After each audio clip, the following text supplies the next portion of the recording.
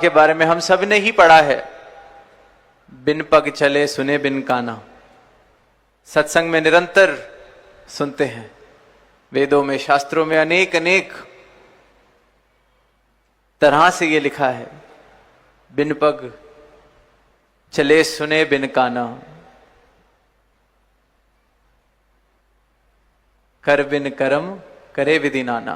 कि ये परमात्मा ये स्थूल सत्ता नहीं है, कोई इसको हाथ नहीं चाहिए इस सृष्टि को चलाने के लिए। ये तो सर्वव्यापी है, सर्वशक्तिमान है, इसके अंदर ही सब कुछ बस रहा है, निरंकार है, इसका कोई आकार नहीं है। ये जो सांसें भी हम ले रहे हैं ये इसकी कृपा से ले रहे हैं, इसने दी है तो हम ले रहे हैं। तो जब ऐसी सत्ता का मैं अंश हूं तो मैं फिर कैसे ये शरीर हो सकता हूं, मैं फिर कैसे ये स्थूल अस्तित्व हो सकता हूं।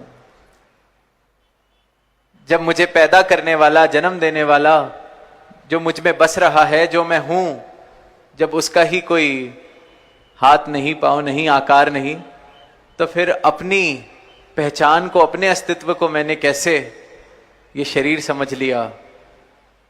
ये भूल या अज्ञानता इंसान करता चला आता है और इसी अज्ञानता को खत्म सदगुरु का ज्ञान करता है, सदगुरु की रोशनी करती है। सदगुरु मेरे जीवन में आते हैं तो अंधकार से प्रकाश की ओर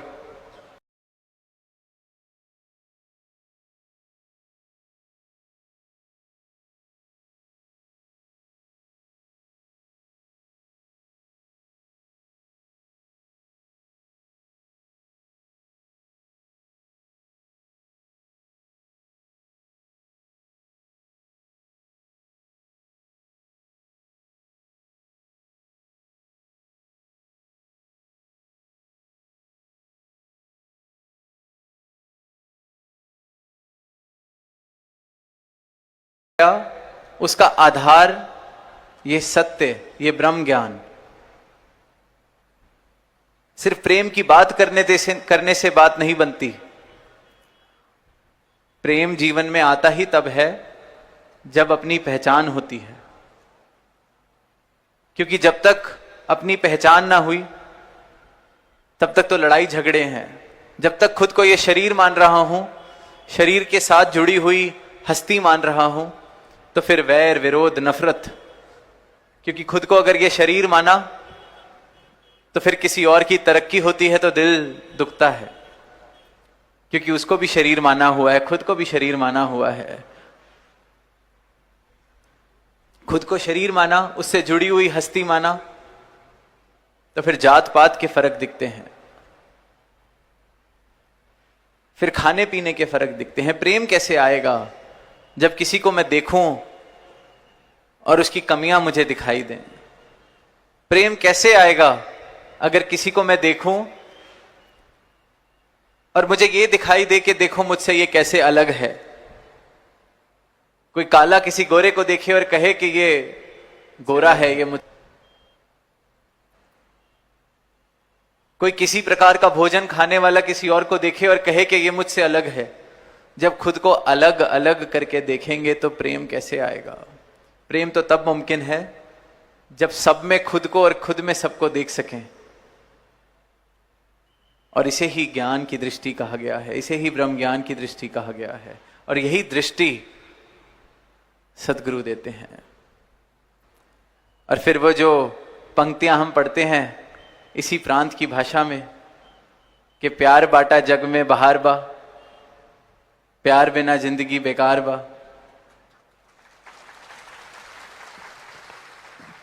कि ये प्यार को जब तक बांट रहे हैं, जीवन में प्रेम है,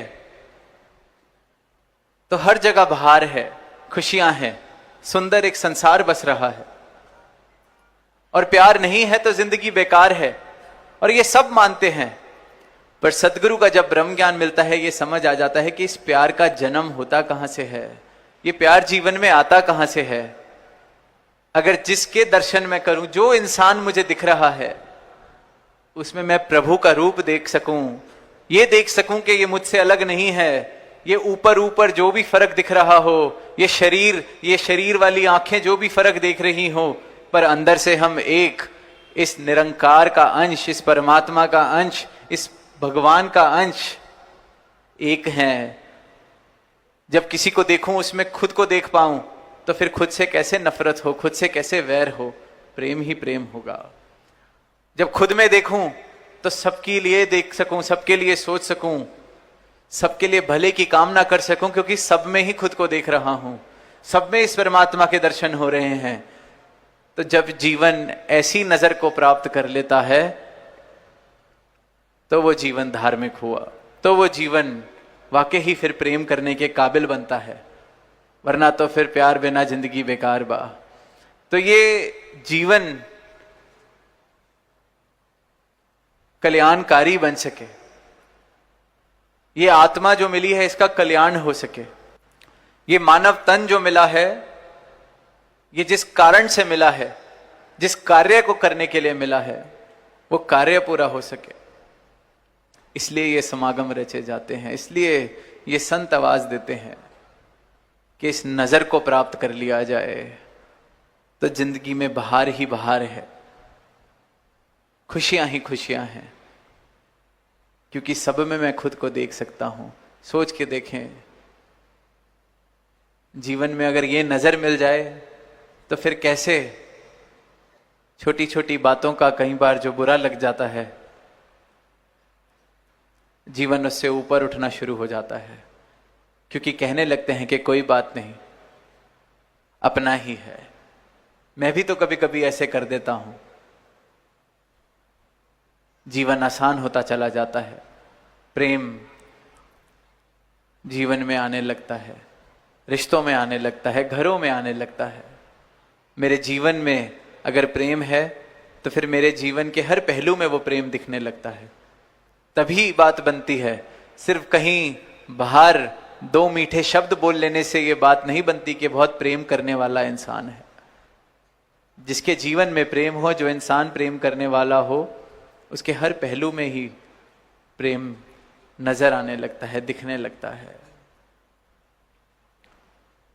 तो जहां बार बार जिक्र हो रहा है कि ये फर्क मिट जाए, अभी कुछ दिन पहले ही होली का त्योहार, तो कैसे जब रंग लगा दिए जाते हैं तो सब एक जैसे ही दिखाई दे रहे हैं, सबके चेहरों पे रंग लगा हुआ है,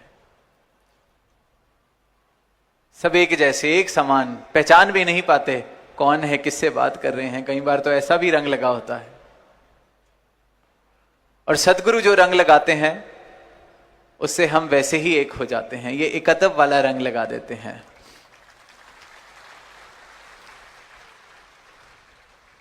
ये सबको बता देते हैं कि तुम परमात्मा का अंश हो, खुद परमात्मा हो।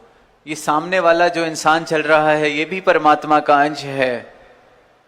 एक एक मानव खुद परमात्मा की बनाई हुई मूर्त है। तो सबको सजदा करो, सबकी सेवा करो, एक सुंदर संसार बसता चला जाएगा, जीवन में आनंद आता चला जाएगा। और यही जीवन जीने का उद्देश्य, इस रहस्य को, इस सत्य को जान लेना, भ्रमों से दूर हो जाना। वरना तो हम देखते हैं कि कहां भगवान के नाम पर, धर्म के नाम पर सिर्फ और सिर्फ नुकसान पहुंचाया जा रहा है। कैसे हम देखते हैं कि आंखें मूंद कर,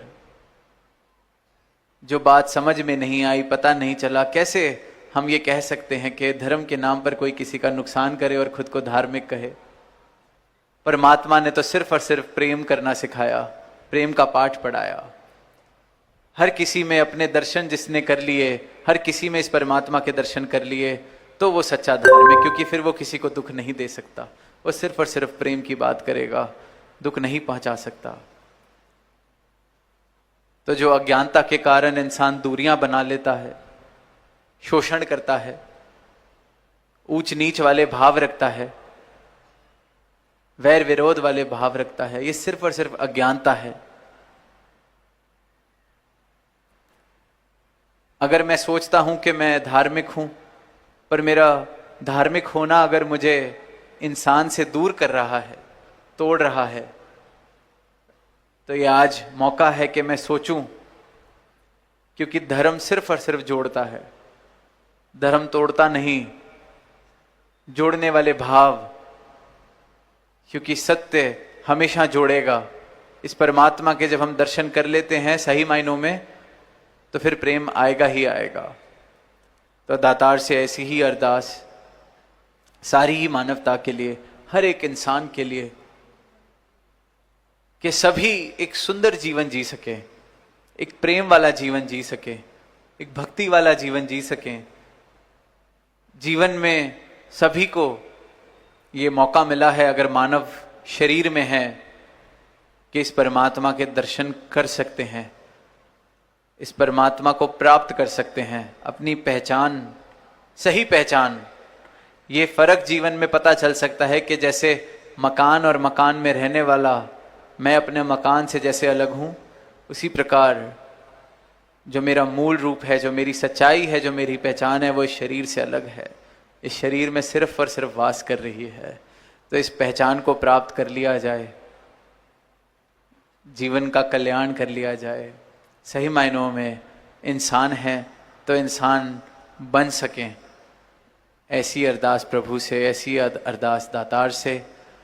और ये जितना सुंदर यहाँ समागम का रूप बना है, तो यही मन में भाव आ रहे हैं कि ये सिर्फ 2 दिन तक सीमित वाली बात नहीं। जहां जहां भी हम अपने घर की तरफ जाएंगे, अपने घरों में इस ज्ञान की गंगा को लेके जाना है, अपने घरों में ये भक्ति वाले भावों को लेके जाना है, अपने घरों में ये प्रेम वाले भावों को लेके जाना है। ये सत्संग, ये समागम हमारे घर में हमारे साथ पहुंचे, हमारे जीवन में हमारे साथ चले, तो ये समागम भी मुबारक है, यहाँ आना भी मुबारक है, तो खुद को सेवा में लगाना भी मुबारक है।